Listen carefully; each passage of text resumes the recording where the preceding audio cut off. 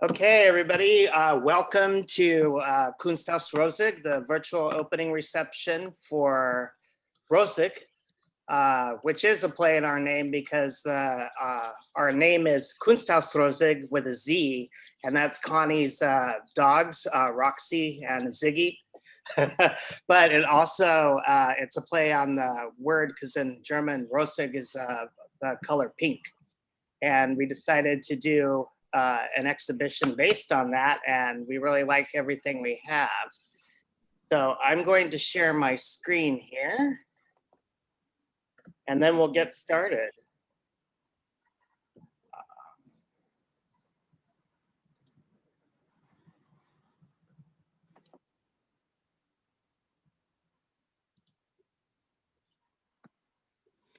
Okay.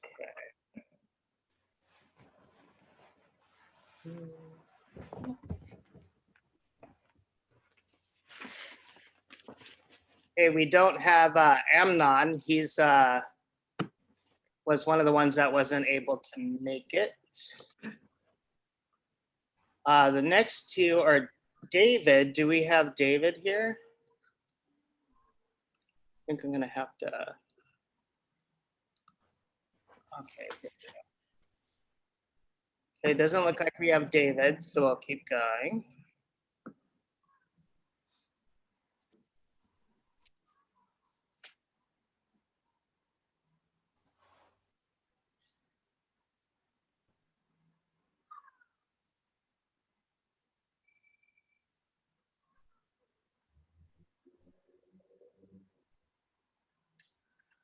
These are Bisera Vinagrebota. She's in Germany.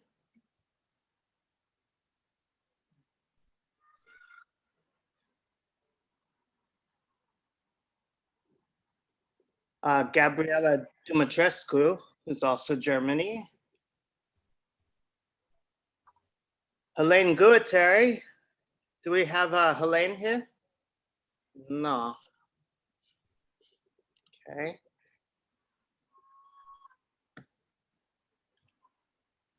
He's from France.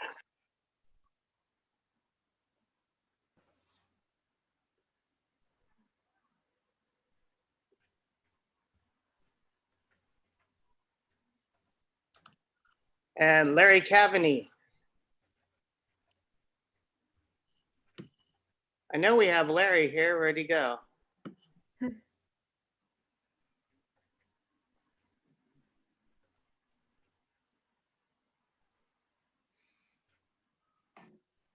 Okay.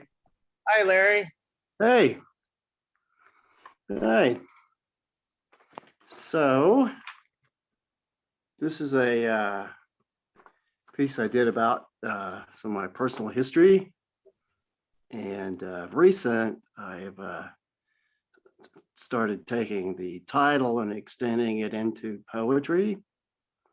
And so I've never read my poetry out loud, so this will be a first time. So I don't know if I've got the cadence down yet. Can you hear me? Yes. Okay. So here we go. For what it's worth. Barn memories. Age of 10. Grass, woods, wagons, strings of rope. Barn. Introduction with bare light bulb. Buddy holding himself. Odd but familiar to boot. Buddy was proud and loud. The oldest kid on his way out, aged out of a home in the foster home where I lived. This was my first introduction. I grew rapidly interested afterwards. That's it. Is this one acrylic too? Yeah. It's all acrylic, and some of the stuff like the big eyeball is a regurgitation of another painting. It was just a regular figure, and that's the latest addition to it. It's the eye. It just brings more emphasis on his awareness of me walking in on him.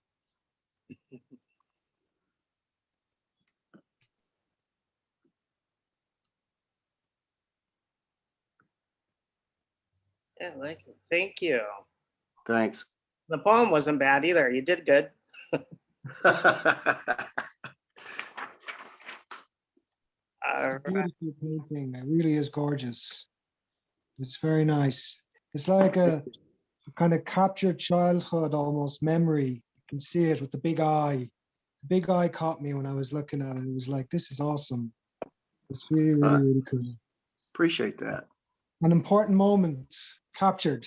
you Yeah, know, yeah. like a After, photographic memory. Yeah, yeah. yeah. So- Afterwards, I went home and played with my GI Joes. Right there. Awesome. It's good work, Larry. I love it. I love it. Thank you. All right. Our next one, let's start again. And next we have up is Mark John O'Rourke. Oh, Jimmy. In a second. Here we go. Here's the first of you. Yeah.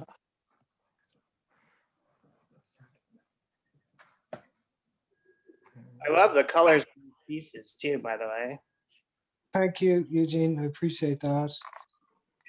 These were from a series. It was an untitled series that were looking for a title, and when I seen the Rosig open call, I thought these are perfect for it. These would be good, you know. I was playing with new colors and new materials, moving away from oils to acrylics and having a ball using acrylics. I'd struggled for a while with them. The acrylic I found very difficult because I turned my back and it was dry, you know, whereas with the oil, you could have it for weeks or months even before it even got near to drying or curing. These were great fun. There was a lightness going on at the time when I was doing this. And I think, you know, in Ireland where I live, there's been a big change in the demographics of things. You know, we've had a number of referendums and political changes going on, and there seems to be a social shift as such, going from or coming from, if you like, a very, very staunch Roman Catholic kind of controlled place to this kind of open, more free, more accepting type of society. We were the first in Europe, I think, if not the world, to legalize gay marriage, and we're very proud of that. We did that in 2015, and then in 2018 we had the referendum for repeal the eighth, which was getting access for abortions for women. And so we were very slow. We were behind in a lot of ways, yet we're kind of making progress in other ways, you know. And just for myself, I come from a time, I'm old enough to remember the control of the church in the country, and it's a miracle for me to see what's happened, you know, how people have kind of turned away from that sense of control and opened themselves up more. And for me, the pink and the Rosig and stuff, it kind of highlights that. We've had an amazing celebration of LGBTQ rights and pride here in the past number of years, and it's just a wonderful thing. Coming from a time where gay people couldn't walk down the street here without being harassed, to now it's much more open. You know, we've got this sense of openness, and it's just a joy to be in it, a joy to be part of it. And the Rosig series that I did, it emphasizes around that time, you know, coming from those times, and there's the contrast. You know? Some people are slow to catch up in it and still giving out, while other people are more kind of, they want more. There's more to do. Let's do more. You know, people that were never active are suddenly very active. You know, it's wonderful to see. And that's just what was going on in the background. I don't know if the work necessarily reflects that, but that's kind of what I was coming away thinking about it. New things, new directions, new materials, new colors. You know, that's more or less what was going on with them. You know. Well, I think with all of you, like you kind of keep it in your subconscious when you're painting things. And so if it's going in the background, it somehow bleeds into it a little bit, I think. Yeah. Yeah. There seems to be, when I finish a series, I kind of step back and go, okay, what in the name of all that's good is going on here, you know? And I'm looking for clues myself as to what is it about? You know, as I said before, I don't necessarily like to say that work is about this or this references that, or, you know, I think for me to say that is a bit kind of it's not sincere. But at the same time, there is a definite influence of what's going on outside, you know, what's going on around me, the people around me, the circumstances. I mean, like Dublin was just covered in rainbow flags for months on end. It was fantastic, like, you know, all along the Liffey, flags from the government buildings, the Garda cars, the police cars had rainbow flags on them, you know, painted onto them. So we had this amazing input of color going on around the time of the referendum, and it's continued on. It's been fantastic, like, you know. So maybe that was something that was going on, you know, perhaps. Yes. Thank you. You're very welcome. Anyone have any other input? Shall we keep going? I love the texture and the piece. It's very luscious and very yummy, and the depth of it, I almost like want to touch it and feel all those textures. So very lovely.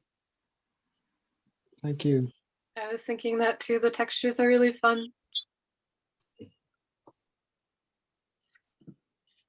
Thanks, guys. Okay, next, I don't think he's with us, but he has some gallery stuff. This is K. Ryan Hennessy, who's president of Tag Gallery. I'm here, Eugene. I'm just not video. Here we go. Let's go back. Hi, Ryan. Hi. These guys they're digital artwork, and they're taking the idea of collage but using digital patterns rather than paper collage. And there's a little over 100 of them, but 100 of them I keep on hand all the time. But they were really fun to make. I did them all while we were on vacation in Europe a couple of years ago. Well, you said you keep 100 on hand all the time. What's the reason for it? Well, it's just because they're digital files, so it's an easy folder to keep. It's like in my phone all the time. It's why I wasn't late submitting to this show.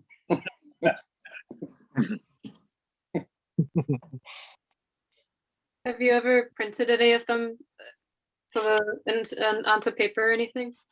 Yeah, I printed a few of them onto like vintage pages, like onto leaves of grass in black and white, and it makes a cool like layered pattern on top of the lettering of the page. And then I printed a couple of them, different ones than these, but onto metal, and they have a nice, pretty shine. Do the colors come through on the metal and even on leaf, or? Oh yeah, for sure. Sounds really cool. Yeah, it's pretty nice. I mean, you know, you've got to convert the colors a little so that they're more printer friendly. These are obviously digital colors, but yeah, no, they hold up pretty well. The metal print is a bit nicer for keeping the sharper, like fluorescent colors. You know, I They're haven't definitely- on metal either. I'd like to do that sometime. It's interesting.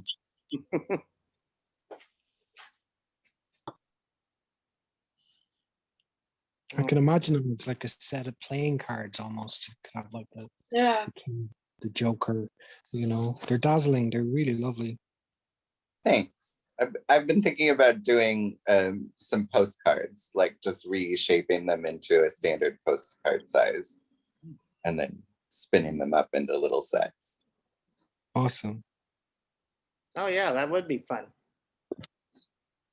Do you usually work with really heavy patterns like that? Or like if you do collage work that isn't digital, or? Yeah, it's all very like the more pattern, the more I like it.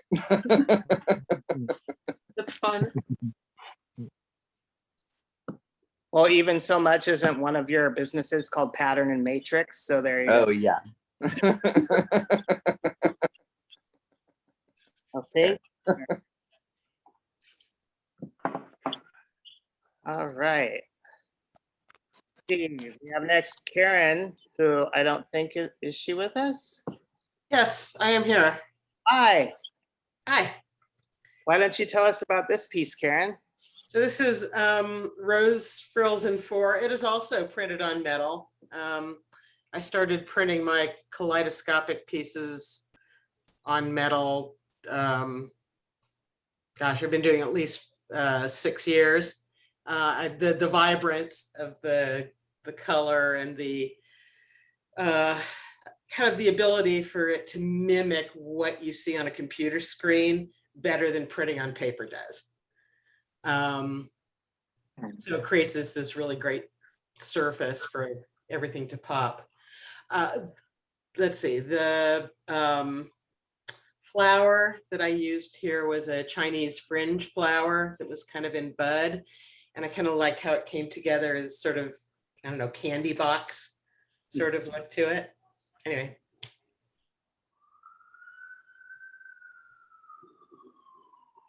It's all photographed, digitally manipulated. Mm. Whoop. Excuse me, I live in downtown LA, so you'll probably hear some. It's like a wonderful mandala for me. It's like it reminded me of the sand mandalas. It's gorgeous. It draws you in, and I find you could use it like as a tool for meditation. Even when I focus on the center point, it's like it's pulsating almost. It's beautiful. Thank you. I take lots of layers and put them together and work with the shading so that it really has a lot of pop and kind of intensifies the energy that the image is bringing to the piece. It really has so much movement in the way it could be going inside or outside, but it is like vibrating and moving, and I love how you always do that with your pieces. Thank you. That element of inward and outward at the same time. So for whatever directions you're looking at it, approaching it, it has a sense of uplifting. And you know, always get attracted to your work because they have that movement in them. So this is a very lovely piece. You know, you just sit here and stare at it and just get lost in your own thoughts. That happens during the creation. Wonderful. Okay. So I'm glad that comes out through the piece, the intensity of its creation. Well, I think a lot of us. Wonderful pieces in the psychology office. You know. What was that, Adiola? I'm sorry. I said your work would be wonderful in psychologist's office because it was calming and the patient can focus on that while they, you know, I'm just saying it will be nice addition. It's kind of interesting also looking at it and hearing from you that it's like certain parts of it definitely, like I can tell it's a flower, but other parts of it make me think of other textures, whether it's like furs or fabrics or skins, and it's interesting to see sort of abstractly what comes up in my mind from something that I can also sort of pretty recognizably see as a flower still. Thank you. Yeah. It's when you focus and repeat something, you get to like look at just strange and unusual shapes that come together so beautifully. Karen, yes. When you put these together, in your mind, are you kind of approaching them like a mandala or like a kaleidoscope? I'm kind of curious because for some reason I like the patterning. I have to say both. I mean, the inspiration was definitely a love of kaleidoscopes, and then finding the software where I could manipulate the images and go beyond just, you know, flat mirrors. We're going through funhouse mirrors here that are all based on different algorithms, and so you'll get bending of space, and it So it's a kaleidoscope on steroids. But then the whole process just is very, just like when you get really involved with the art, it's very zone focused and getting it just particularly exactly right so that everything balances. And then you get that point in time, then all you can do is look at it for a while. Then it's done. Excellent. Thank you, Karen. All right, next up, we have Matthew Kay and his two pieces. Do you want to tell us a little bit about these both? Hi, everyone. And thanks for featuring me again, Eugene. So these I made 5 years ago, I believe. And the point was to create something surreal, something that gives you a sense of unease, something striking and eerie, I would say. It's part of a series where you have different body parts sticking out of that sea of red balls.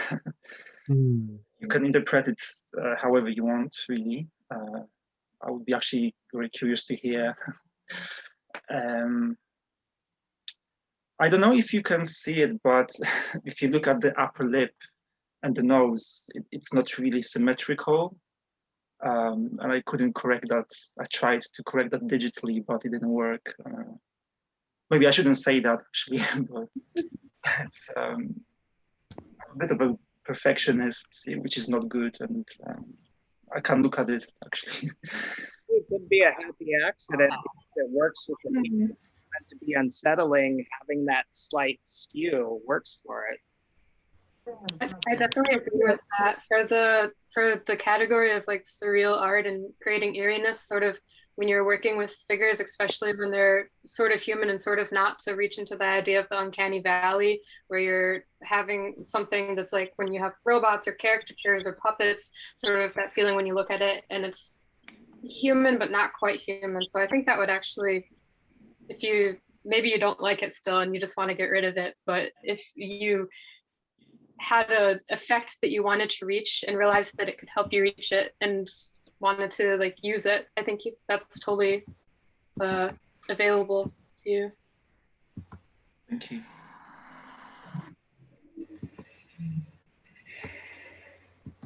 Also the size of the balls, I found the uncomfortableness, like it's like, for me, I could see the two pieces as one, if you like. If it was like an individual drowning in balls that are big enough to consume and swallow, you know, with the mouth. That's what came to me. Like when a kid is playing in a ball pen, the balls are big enough that, you know, they won't swallow them and choke on them. Whereas these ones here, take the hand, it's like, oh, they'll go up your nose and everything. And then here with the mouth, it really gets that point across of like, I'm consuming these balls, like I'm drowning. Thanks, Mark. Person is drowning in these balls. It's wonderful. It can be drowning or it can be emerging from the balls. So it's the other way around, like more positive. But yeah, it depends on your point of view. Thank you.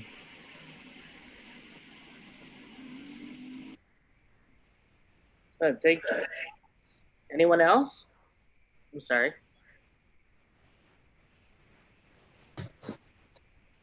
Isn't good? Thank you. All right, next up we have Rachel Harris. Is she here? Yes. Hi. I just joined recently. Had some technical difficulties. Yeah, so I am just talking a bit about my piece here. Yeah, just tell us a little bit about the piece. Yeah, so in my work, I'm dealing a lot with authenticity, and I'm playing a bit with the real and the artificial, and this duality between the two, and how also over the past year so much has changed, and rules and all these things have changed our reality a lot, and we're trying to fit and move into different realities and also into the virtual reality. And yeah, kind of just trying to understand all these twists and turns. And so, yeah, it's just kind of painting for a virtual space rather than just the tactile world. Thank you. Does anyone have any questions on the piece or? Is this on wood? No, it's on canvas. It's on canvas. Okay. Yeah, the wood has been painted on. Oh.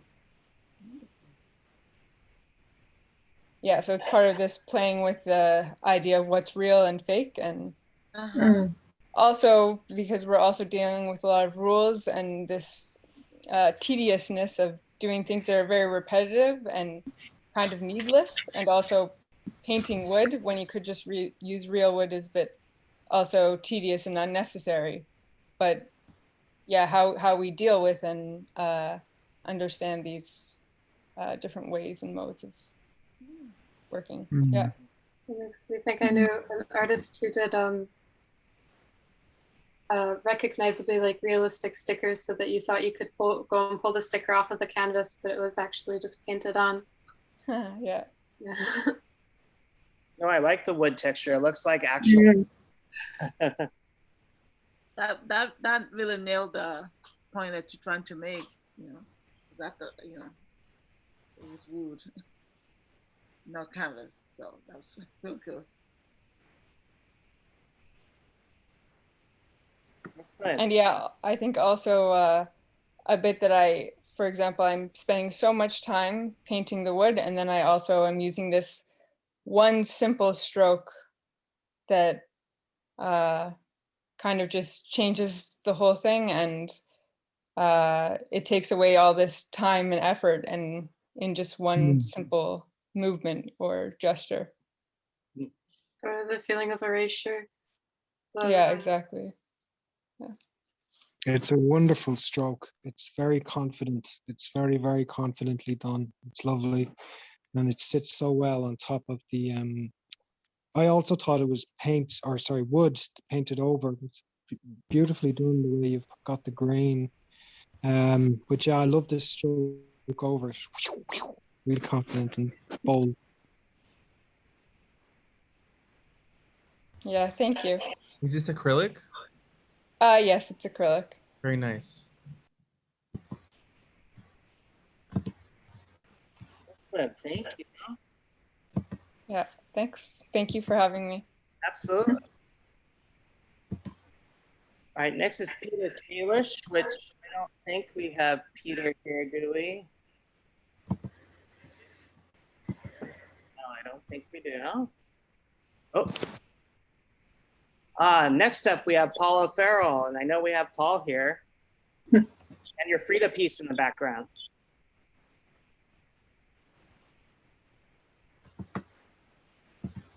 Oh, sorry, we're on mute. Okay, which shall I start with? Shall I start with Frida? Yeah, Frida during lockdown for me was just, she seemed like a bit of an icon because she was just so strong, even though she had lots of things to put up against, like her ill health, the dreadful crash that she'd been through. And people were whinging on about having to wear a mask or do something corrective. It was like, actually, it's really not that bad. So I was just thinking, well, let's bring a bit of power to our living room. Yeah, so the way she dressed was incredible. I'm not always a big fan of her artwork itself, but when I look at her, there's something really, she draws me in. I think she's great. She's great. Yeah, and so sorry. Yeah, it's Frida against the elements. So they're the feng shui wheel in the positive. You can do the negative and the positive. So it starts with the water. Water creates wood. Wood creates fire. Fire creates earth. Earth creates metal. And she's just facing the world. Well, she's not facing it. It's behind her, but she's all encapsulated by it. It's a three-dimensional piece. It's like you probably think it's on a yellow background, but actually it's not. So it's created with bits of board, bits of felt, lots and lots of plaster bandages, and lots of gold foils and metals. Mm. How large is it? She's Oh, there we are. centimeters. Lovely. So about half a meter.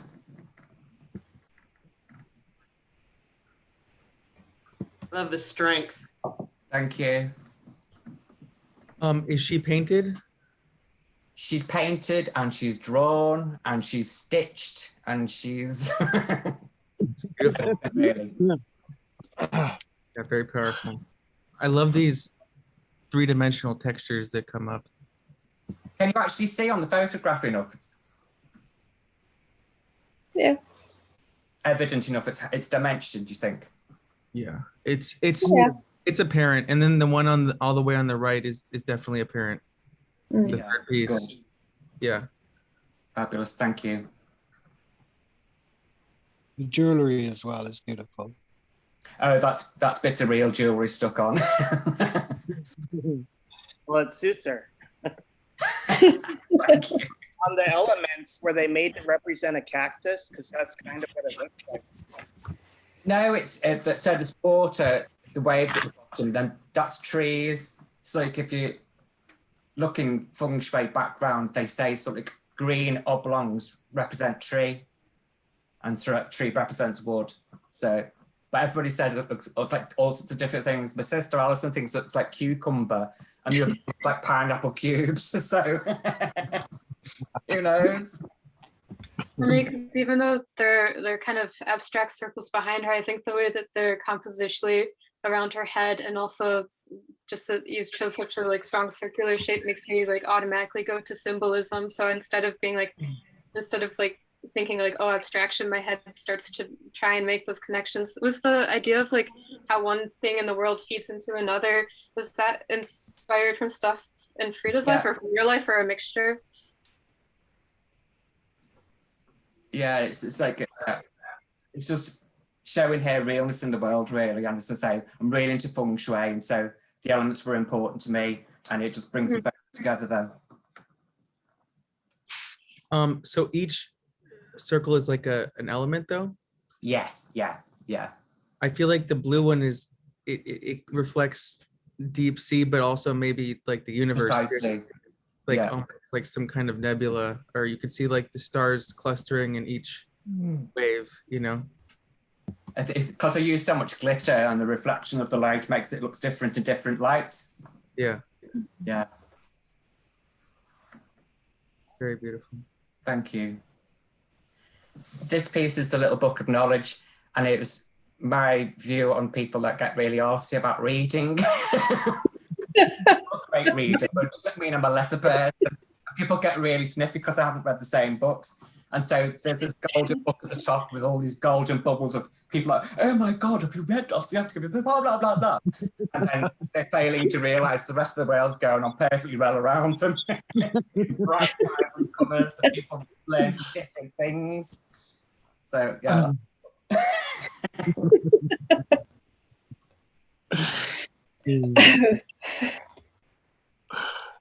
Obviously that's feathers, and again it's bandages to give its depth, and bits of, I think, paper and wood, and lots of gold foil again.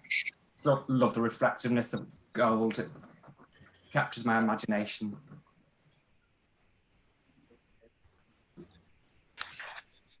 And this one is Unparalleled Universe, and it's actually based on my family. There's everything's all contained within this big orbit. There's the main circle with the gold dome, and that kind of represents my mum and dad.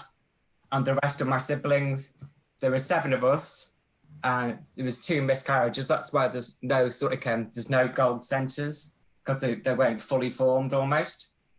And yeah, there's the 4 little ones or the 3 big ones, but it's actually turned the other way around because we kind of split up when we were younger. It's like it was always the 4 little ones together, the 3 big ones together, and we did talk to each other, but we were kind of in separate bubbles, sort of thing. And so I put the 4 small ones, actually the bigger balls, because they were kind of like more important to me almost.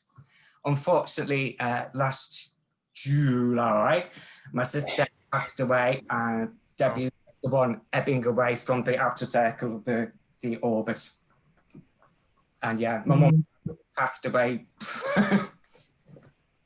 18 months before that, so like there was 6 months between them, and it was just a funny time. And I just thought I wanted to celebrate them, their being really.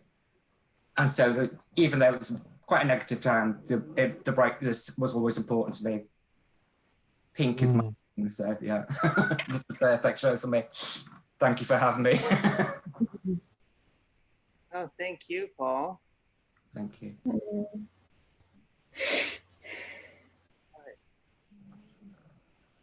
Next up, Trompez Lamort could not be with us today, but this is a very interesting piece, and Connie liked it. Connie and I liked it for that. I would have liked to have heard more about it, but right, our next. Have Alessandro, was he able to make it back on? I know he's having some Zoom problems earlier. Hey, next up we have Adiola. Oh, proszę. All right. These are 2 from my series. I had a show last year, a one-woman show, and the show was about Echoes of Shadows, and these 2 were from that series.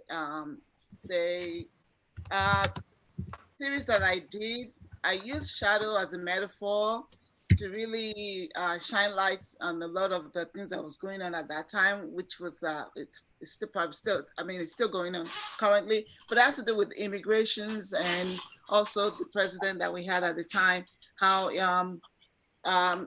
his perceptions and his feelings towards immigrants were not the best. And I felt as an immigrant that even though I'm a citizen, I felt like it's directed at me, and that if I was, when I first came here, if I was not given the opportunity, you wouldn't know, because you just saw my shadow and says you need to go back to where you came from, and wouldn't know what opportunity or whatever contributions I have to the society, being denied of that. So the series was done on using shadow as a metaphor. And I came about shadows years ago when I used to do the marathon. I ran the marathon over the years. And one of the ways of encouraging myself when I go out to practice was kind of chasing my own shadows.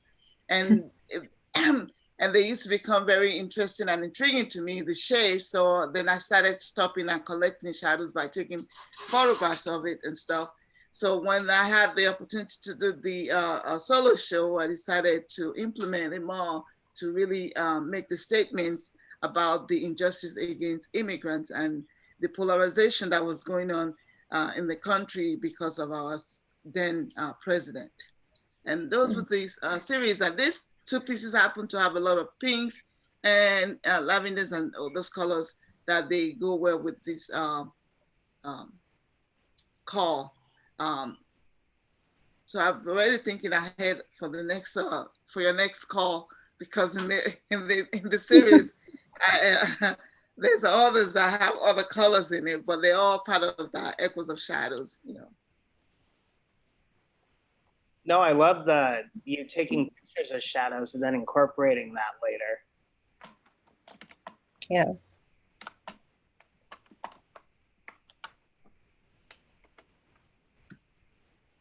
They're beautiful pieces too. They are very beautiful. Yeah, I'm really drawn to the real lyrical light brushwork on top. Yeah, the people ask, and these are layers, you know. A lot of my work, it's even though I started out, I was doing the series on shadows, and I had the shadows of the different shadows that I picked to put on canvas. As it progresses, I tend to react more of an intuitive painter to the piece, And those comes from layering and then adding more layers and adding more layers, and then the movement to create the movement of the shadows so that they're not so much static. It's real lacy. I like that a lot. And Thank have you. so much movement. Thank you. Thank you, Adiola. All right, our next up, I believe, should be Edward.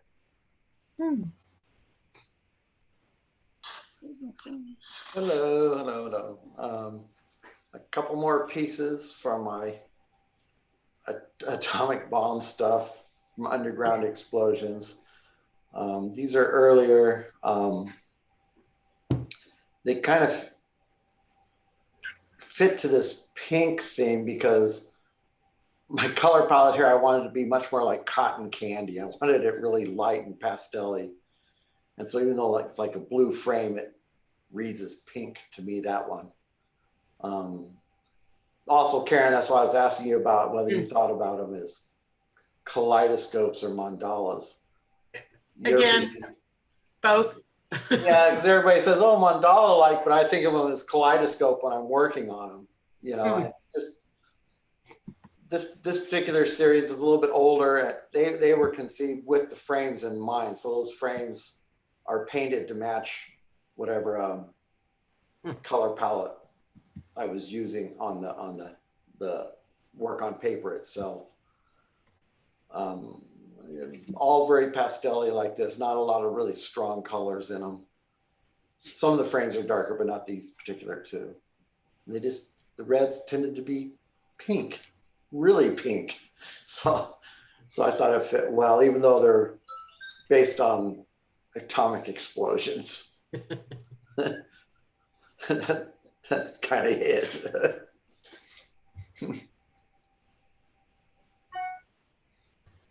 Oh, I always love your abstractions, especially based on atomic explosions, but I love seeing on your Instagram the original ones and that you show an image of, and then seeing what becomes of it. Yeah, I like to, in that particular format, I like to give the source image, which is all these satellite, these come from satellite images that are taken over the different years, mostly from the Nevada test site, and then they're just abstracted out.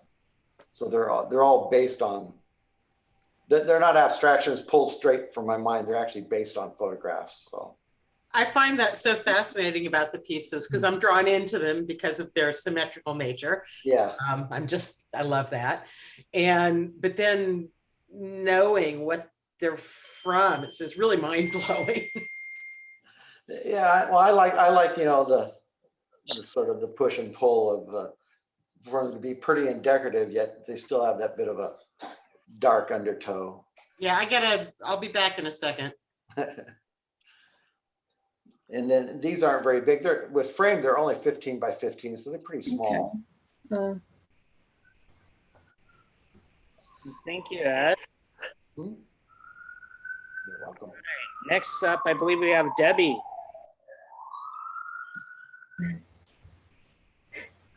I'll try to explain myself. Oh my. Oh my. Explanation. A lot of assemblage work.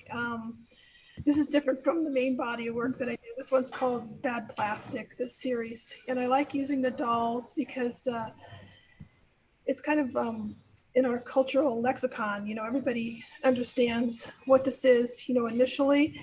So it's sort of like a comedian when they do their monologue, they, you know, might recite the news story so that the audience becomes, you know, very familiar with the details. So that, and then they, you know, come about with the punchline. So that's kind of like what this is. It's like the Da Vinci reference is kind of like the setup, you know, and then, you know, the punchline is, you know, what you see. And the Da Vinci thing that is taken from Vitruvian Man is all about, you know, the perfect proportion, you know, and art and human anatomy, you know, relating to the universe.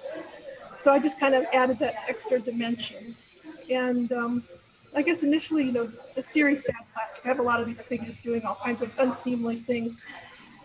was, partially taken from my own frustration as a kid, ripping clothes off of these dolls, and there's like nothing there to learn, right? I was like very curious, like what's going on down there, Never could figure it out. And also, making these things I just did, like, got a kick out of trying to make my friends laugh. So that's kind of it.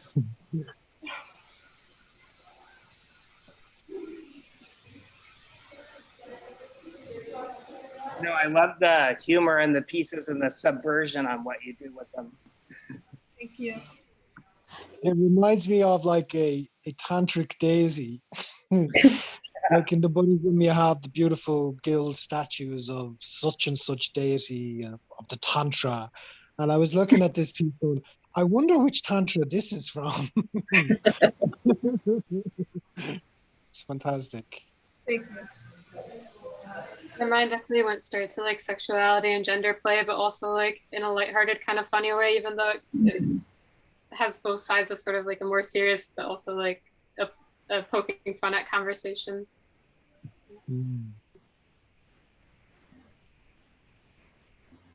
Good, thank you. Alessandra, are you on now?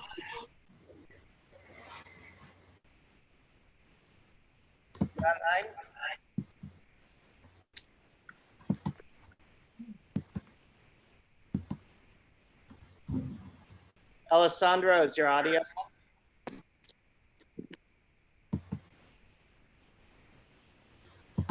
Not? Okay. Well, we'll go forward to our next one. Faina, do we have you on? Okay, doesn't look like we do.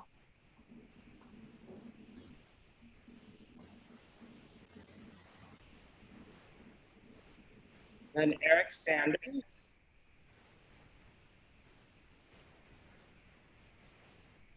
Like the abstraction ones. We do have David Klein. Yes. Hi, do you want to tell us a little bit about this one? Sure. This piece was a part of a couple-year-long exploration about gods and men and the ego. And I studied the Easter Island heads. And the story is quite intriguing about how they were building these monolithic godlike things that they worshipped. And they ended up destroying basically the entire island worth of resources in order to do it. So this was a unique piece in a long series. This was a woodcut that I made, but it ultimately led to this 12 by 8 foot mural of these Easter Island heads shooting rays out of their eyes and killing the islanders. So yeah, I thought the pink, this is a unique piece with the pink woodcut ink, so that fit the show. But I do plan on doing more of these things again.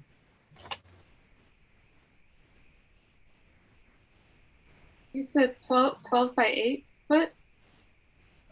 Ultimately, the one of the biggest pieces that I made in the series was that big. Yeah. Was it all one print from like one block of wood, or no? Like. Oh, this one's a lot smaller than that. Yeah. But. Oh, the one I'm talking about is a large painting. Okay, I was like, Yeah. I can't imagine. I mean, you would do it in parts, but like that would be a crazy amount of carving. Yeah, it's funny. I went to school at this place called Otis in Los Angeles, and they actually had a really weird way to do things like that. Though they had a steamroller come in at the end of the year, and they would have a bunch of wood pieces, and you could achieve something like that if you're ambitious enough. But no, ultimately, each piece was a unique exploration of that idea. But yeah, tune in to more posts about this. I'll be letting these out more as time goes on. And I'm working on something right now regarding this theme. So can find me on Instagram and all that. David, I love the piece behind you. Thank you. Can I move your head a little bit? Let me see. This one? Yeah, yeah. Yeah, that's a color pencil piece that I did a long time ago. Fantastic. Thank you. Love it. Yeah. Appreciate that. I think your character there looks like you. Is that intentional? Yeah, so it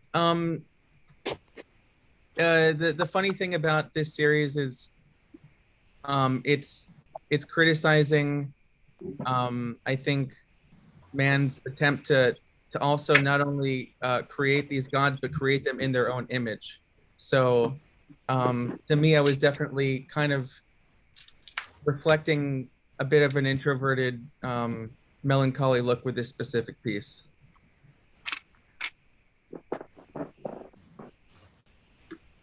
Good. Thank you, David. Yeah. Okay, next up we have David, I just tried to look you up on the Instagram and see your work, but it does say private. Is that true? Yes, but you can click and I will accept. Okay, thank you. Yeah, absolutely. Also, I have my main art page, which is the art of DEKAY, and that is not private.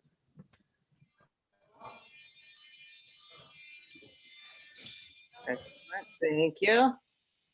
Our next up is Gershon Kreimer. Thank you for joining us.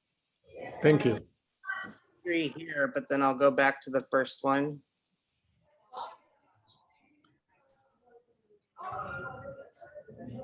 Hey, do you want to tell us a little bit about it? About the Yeah, sure. This originally has nothing to do with the color pink. It's part of a series from 2020 that I call Celebrities. And these are people that I think are just interesting characters in history, and usually people that I admired. And the nudes that are superimposed, those are taken by me. So I wanted to see how an image affects another. And I decided at one point while doing this series that the image superimposed, the nude superimposed, would be whatever their sexual preference is.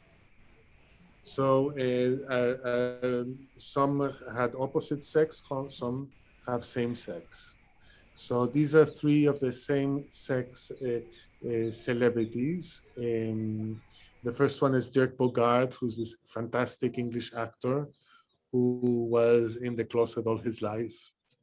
And next to him is Gertrude Stein, she's an iconic gay figure who lived with Alice B. Toklas. She was a poet, a novelist, a playwright. And the third one is Michel Foucault, the French philosopher who I was introduced to him with his book, The History of Madness in the Classical Period, which also known as Madness and Civilization. And, is one of the great thinkers of the 20th century. So this is also a result of the pandemic, in the sense that I was not able to shoot people in my studio, with the exception of my wife. So I had to work with what I already had and whatever I could find. So a lot of new work and other different series came out of that year. And this I thought was kind of like a interesting conceptually, and some of the pictures not here, but if you see in the section of celebrities on my website, some of them have this almost humorous effect. Some really transform, one picture transform another, or it absolutely blend together. And unfortunately, one that I presented, which was not chosen, was of Marcel Proust. And the portrait of Proust was him as a young boy in school uniform. and superimposed this is another young man that I had photographed, and it's very striking, effect. What else? These are all series of 5. My images normally come in editions of 3 or 5 in this size.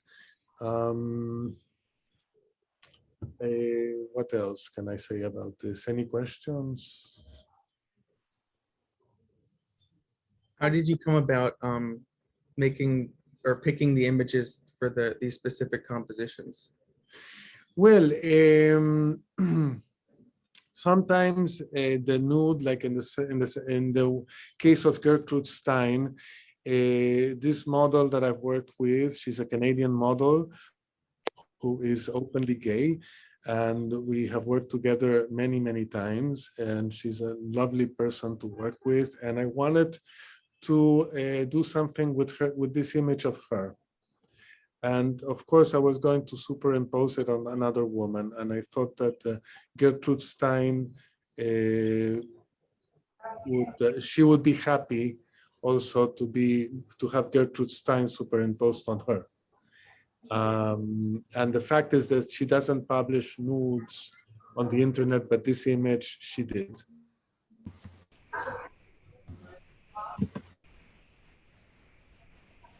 When I was looking through the show earlier, when I saw your work, I automatically kind of thought of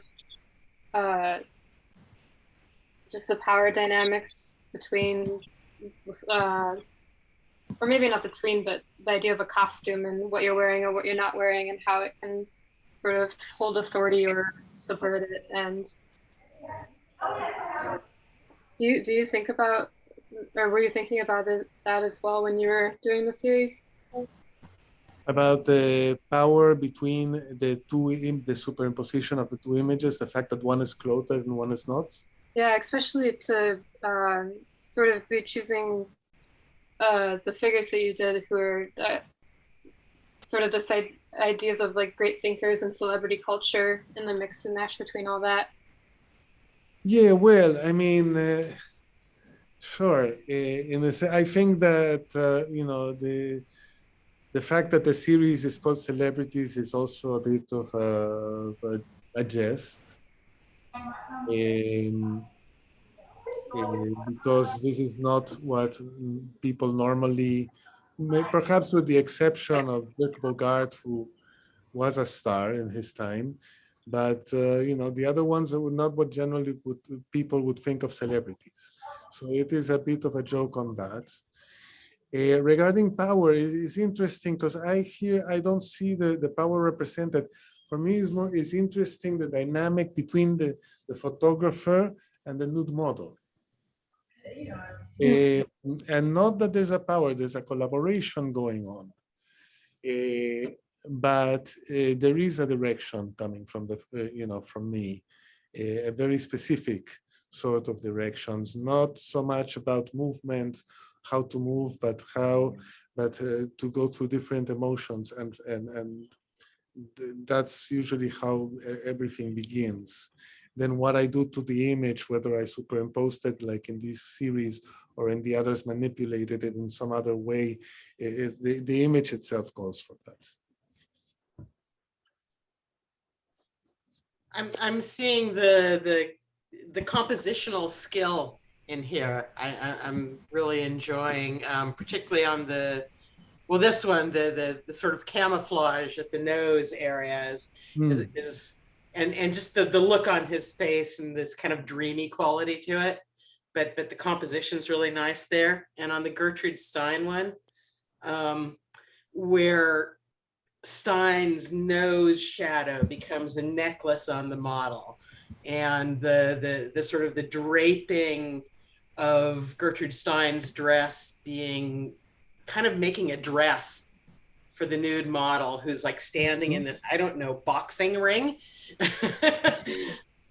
It's sort of, it's very, very powerful image. Thank you, that's very kind. I love these. I spent a lot of time looking at these. I'd love to see these in the flesh up close. I'm sorry, say that again. Can you hear me? Can you hear me now? Yes. I was expressing my love for these works. I came away, the humanity, you're saying celebrity, there was a sense of humanity that comes through, you know, these very, very well-known, famous people. And for me, I felt the humanity of them, like Foucault. It's like you've captured him thinking about sex. That's what I felt. And in one sense, it's like, yes, it's funny, but in the other sense, of course he was. Of course he did. You know what I mean? Sure. I felt the humor in that. There's great humor. This great thinker, this great philosopher, and there he is thinking about, you know, is he thinking about power dynamics? No, he's thinking about his boyfriend right there in that moment. And I found that very lightning and very nice, very pleasant, you know. Yes. It's no longer yes, I go to my website, gershonkramer.com, and the section celebrities is worth to see the whole series together, because it's like a little story unfolding with these superimpositions.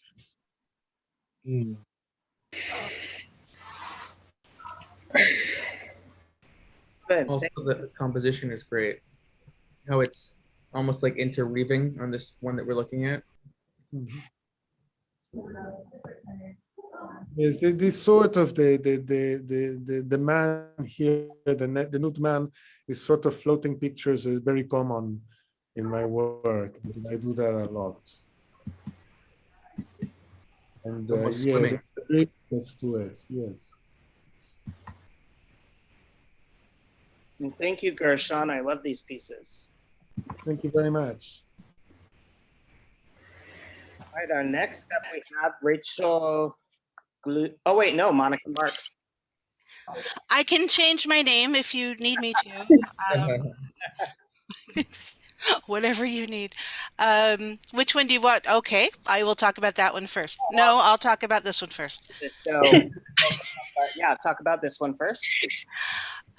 This one was my reaction to in April when the female Minnesota cop shot a black man and she thought she was reaching for her taser and she shot him by accident. And I've done a lot of other social justice pieces, and I thought, you know, it's been interesting to see, at least here, the cops are the boys in blue, and the blue and the black is what's often shown for the police.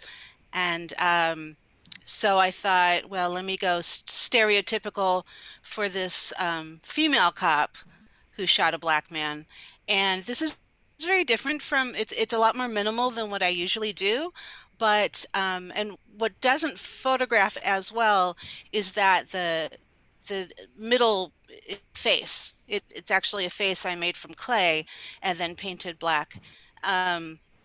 So and I put the gun upside down because that's just what everything what's happening is still crazy and feels upside down to me. And then the word enough, which has been said for hundreds of years already. But you know, we're making small incremental changes, and that's what this piece is about. Yeah, no, no.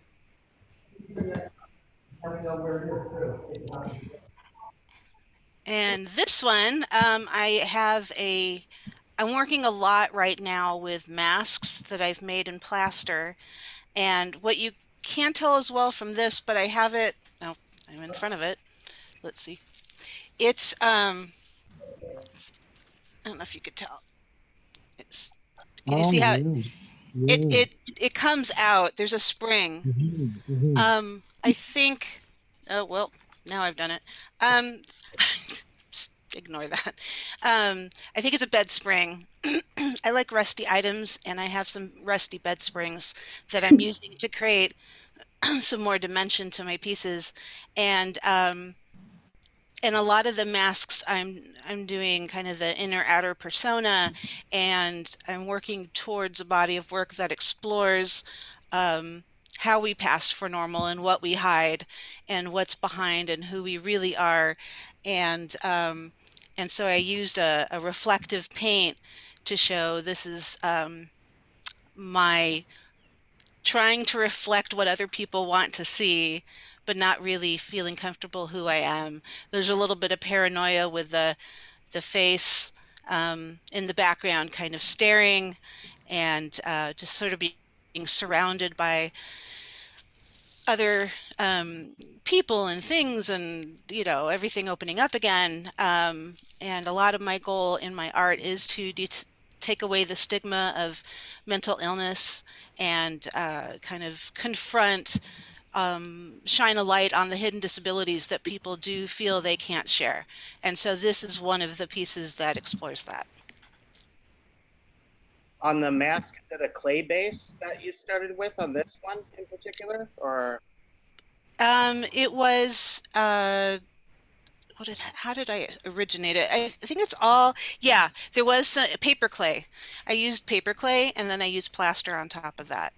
And this one, some of them have cracks and holes and some don't. This one, I wanted it to be cracking, even though it's mirrored.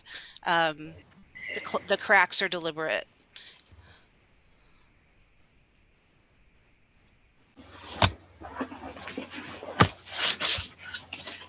I like both these pieces. Thank you.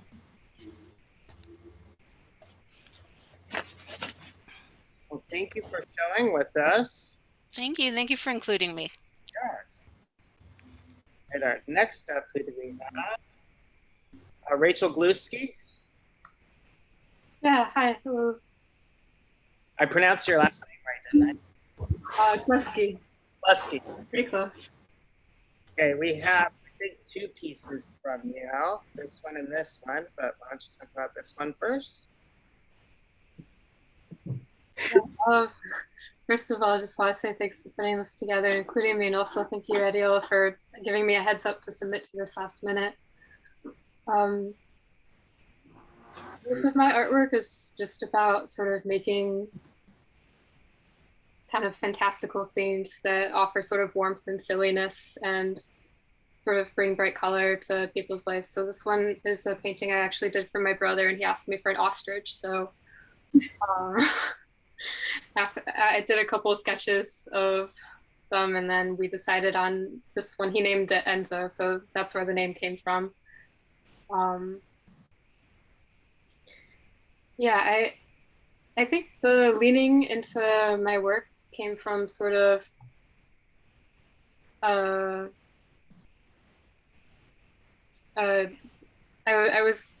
recently graduated from an art school where there was a heavy emphasis, I think, on social justice artwork, and I loved that artwork, and a lot of my peers made great work like that, but I personally felt more interested in sort of a fantastical scene. And I remember one of my friends saying that, like, well, you can't just paint a fantasy this scene anymore because you need underlying reasons and all that. And I think I felt a lot of guilt for wanting something that was just happy and fun, and have sort of come to the conclusion that that's okay. So I aim for happy, fun stuff that is still considering all these underlying issues, really, but in a way that is more welcoming, for me at least. Yeah. And the other piece sort of falls into that too, the idea of daily routines and how they can be boring, but how you can sort of see them in a different light. Especially, I think it was probably influenced since I made it this last year with COVID, just going through a day-to-day, what happens in your life. And you can't see them in this picture, but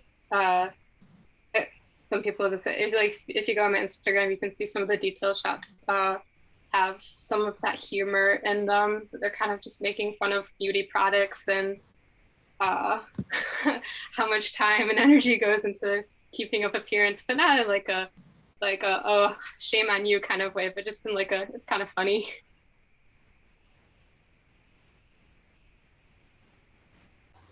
How did you make this piece? The bottom one, it's a digital piece. I made it in Procreate. It had a ton of layers on it. I was working, I think the size is around 11 by 14. And since Procreate doesn't have an option for too many. I was hitting the cap on how many layers I could fit, so that was a workaround that I had to deal with. I sometimes had to compress stuff before I was ready to do that. Do you use photo reference? Yeah, for this one, for sure. Yeah, I really like the vibe, and that blue light is really cool. Thanks.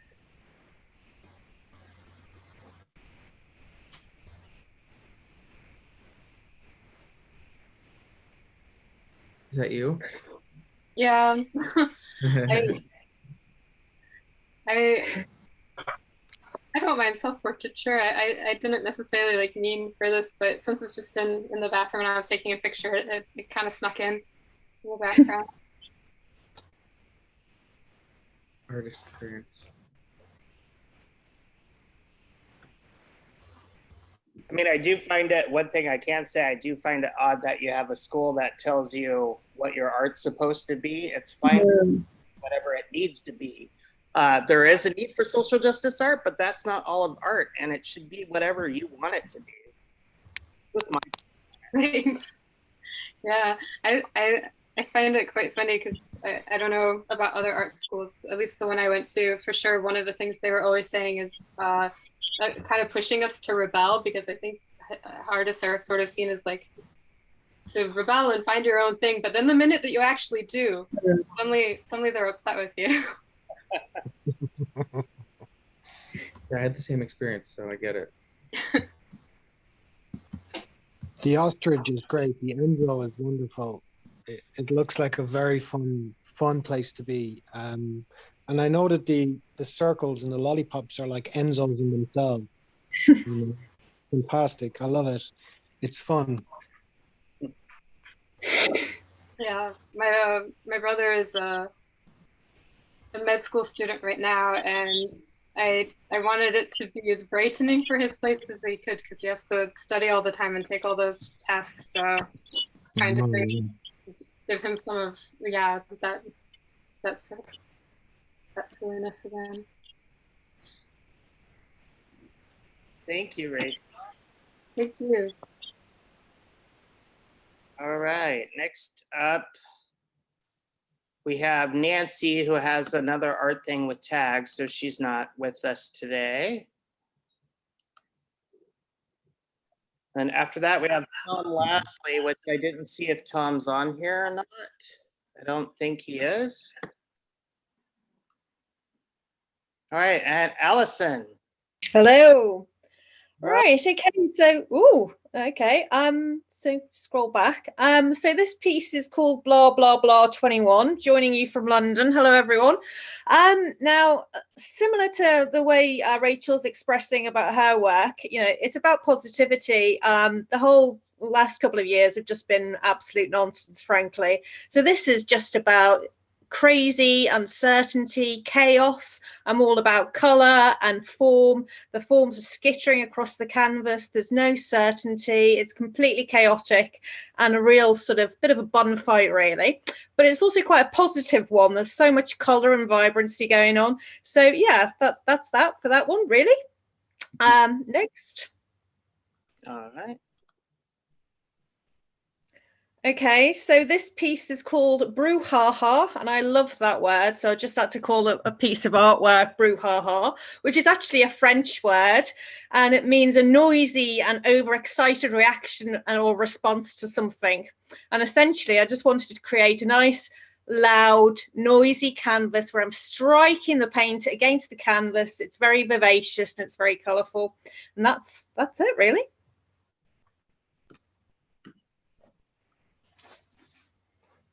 No, I love the excitement of the blah, blah, blah piece.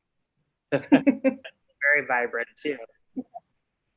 As someone who's worked with like highly saturated, bright colors, I'm just amazed by how you got them all to, I usually work in like a range of like ones that are pretty close together, but you use like a full palette and it still feels comprehensive. And I love it. So I'm amazed by your ability to use all those bright colors and still make it feel like a whole yeah, not overwhelming. Like it's overwhelming and it's fun busyness, but not in like a bad way.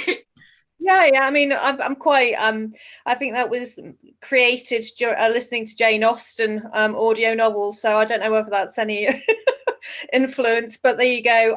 Yeah, it's about excitement and vivacious, crazy color patterns. There's no certainty, so yeah.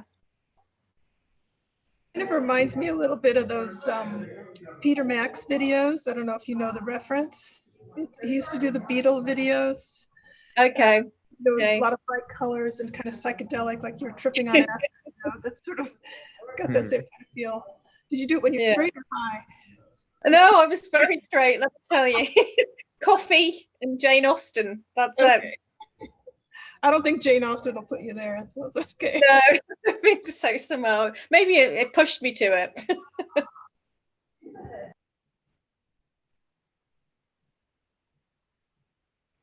Fabulous work, absolutely fabulous. Thank you. A really lovely feeling coming away from watching these paintings and looking at these paintings. The titles are just wonderful. Brouhaha. Well, I learned something. I didn't know that. It's French words. There you go. You learned something new. That's amazing. I just think it's brilliant. And I just thought you just have to call a piece of artwork brouhaha because it's just such a great word. Yeah. Wonderful. It's one of my favorite pieces in the show, I have to say. Brouhaha. I love it. I really do. It's really free, completely free. And your colors are just pow, they explode. They're like, wow.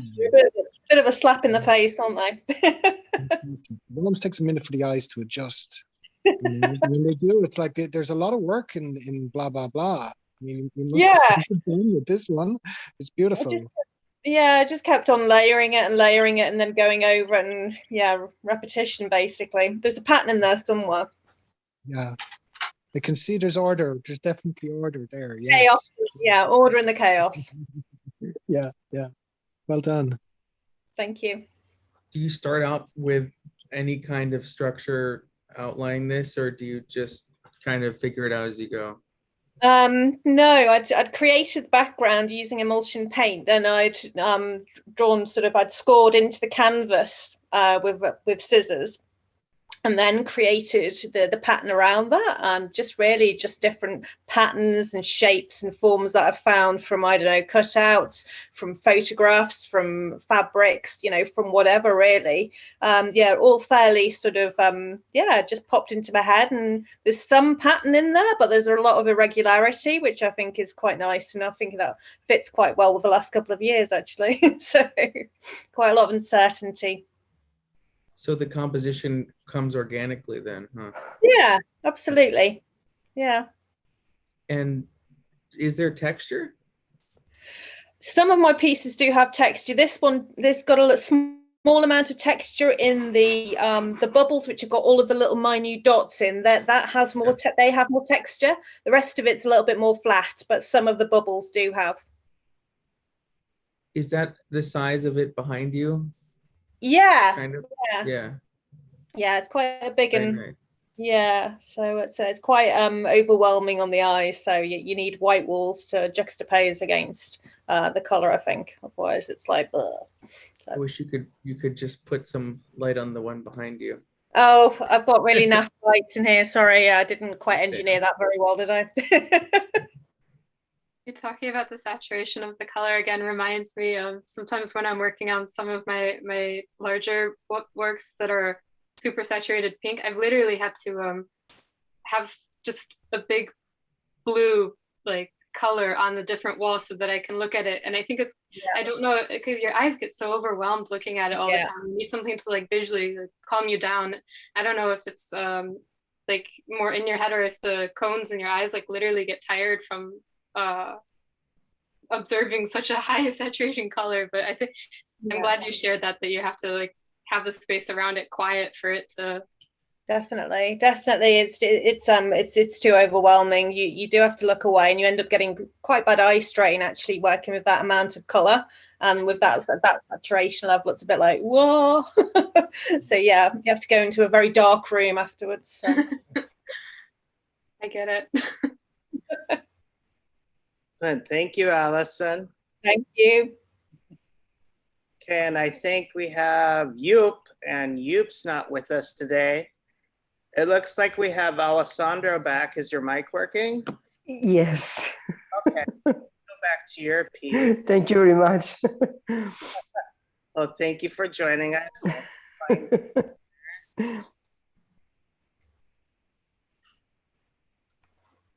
Here we go. We can go back Okay. to your piece here. Yeah, yes, it is. Good evening to everybody, and sorry for late, but I had some trouble with Zoom.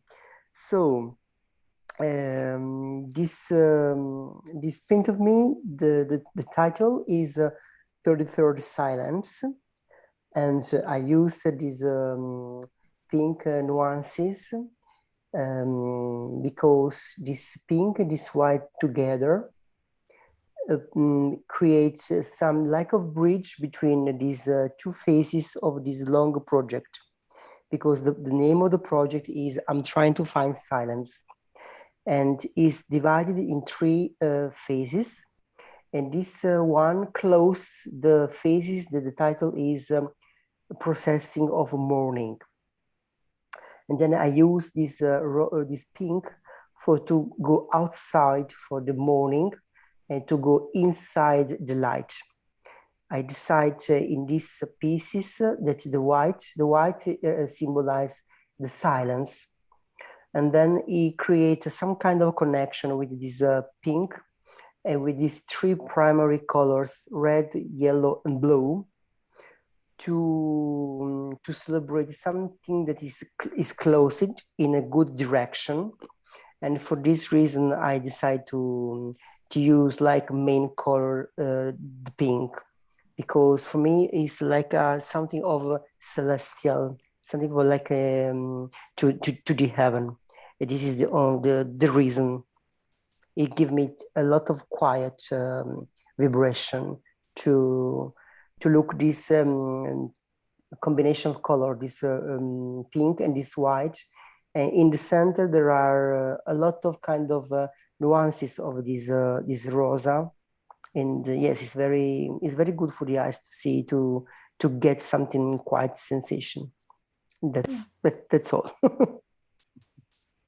If you have a question, or if you want to ask me something, I'm very happy to talk with you, because I was so unhappy that it was so difficult for me to connect with this opening this night. Have you some question again, or some of you? I suppose not. It's okay. It's enough. Well, I was going to ask sort of where the idea of celestial came from for you. The idea of what? I think you used the word celestial. I feel like I'm slurring it when I say it. Celestial. So yes, it is, because I don't create a connection with colors and like normally the word used. For me, the sky can be pink, or black is an unhappy color, and so on. So I decide to use this graduation of the sky. An example, where is this the sunset, and it gives me a celestial sensation. Celestial means like heavens. Yeah. Mm-hmm.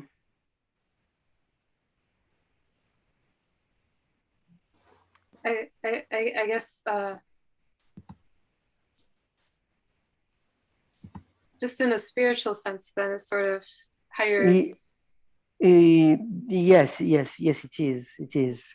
I try to use new kind of connections, and it's it's very unusual that it is a happy painting for me. For me, it's very happy. It closed this moment very special, because the cycle where is inside this painting is a processing of mourning. And then I use the pink for symbolize this closing and this opening. Mm-hmm. Thank you, Raquel.